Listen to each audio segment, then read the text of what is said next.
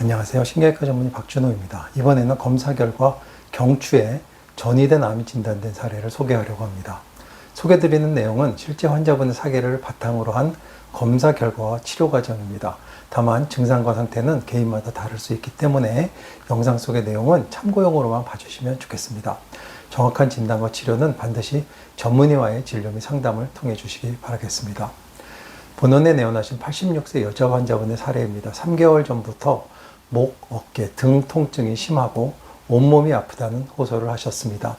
내원 일주일 전부터는 목과 어깨 통증이 심해졌으며 좌측 손까지 저려서 잠을 잘 수 없을 정도라고 하셨습니다. 보호자분들이 어머니가 기력이 없으시고 잠을 못 주무시니까 영양제를 놔드리고 싶다고 하셨는데 진찰해 보니 좌측 팔에 근력 약화 소견이 4- 정도 그레이드로 있어서 검사를 권유하였습니다. 경추부 엑스레이 검사를 하고 보니 경추 3번, 4번, 4번, 5번, 5번, 6번 사이에 디스크 간격이 좁아져 있어서 일견 퇴행성 디스크 의심 소견을 관찰할 수 있었습니다. 그런데 아래쪽 경추 6번과 7번 추체에 골미란 소견이 관찰되었습니다. 골미란은 뼈가 녹았다는 의미입니다. 이것은 일반적인 퇴행성 디스크에서 관찰할 수 없는 소견입니다.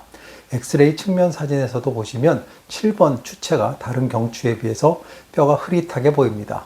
그 주변으로 연부 조직도 커져 있는 양상으로 관찰되어 CT 검사를 권유하였습니다. 경추 CT 검사 결과 경추 6번과 7번 추체의 좌측으로 종괴가 관찰되었습니다.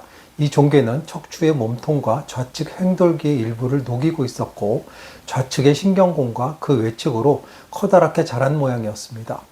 계측해보니 약 3×3×4cm 정도로 자두만한 크기였습니다. 양성 종양이 뼈를 압박하는 경우도 있지만 본 사례에서는 척추뼈를 녹일 정도로 파괴적인 소견을 보이면서 매우 크게 자라나고 있어서 전이성 암을 의심하여 상급병원으로 의뢰를 하였습니다. 환자분은 대학병원에 입원하여 시행한 조직검사 결과 위장관 기원의 암의 척추 전이인 것을 확인할 수 있었다고 합니다. 하지만 전신검사에서 그 시작된 원발 부위의 암을 발견하지는 못했습니다. 원발 부위가 아닌 전이성 암이 경추부에 발견한 것을 먼저 발견한 사례였습니다. 원발 부위 확인이 되지 않아 전이성 암에 대한 항암 치료를 받으셨다고 합니다.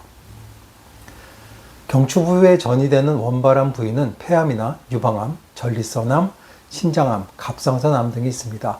척추는 뼈 전이가 가장 흔한 부위이며 주로 흉추부에 전이암이 많고 요추와 경추는 조금 드뭅니다.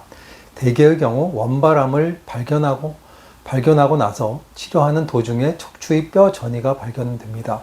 하지만 본 사례의 경우는 척추의 뼈 전이가 먼저 발견된 경우였습니다.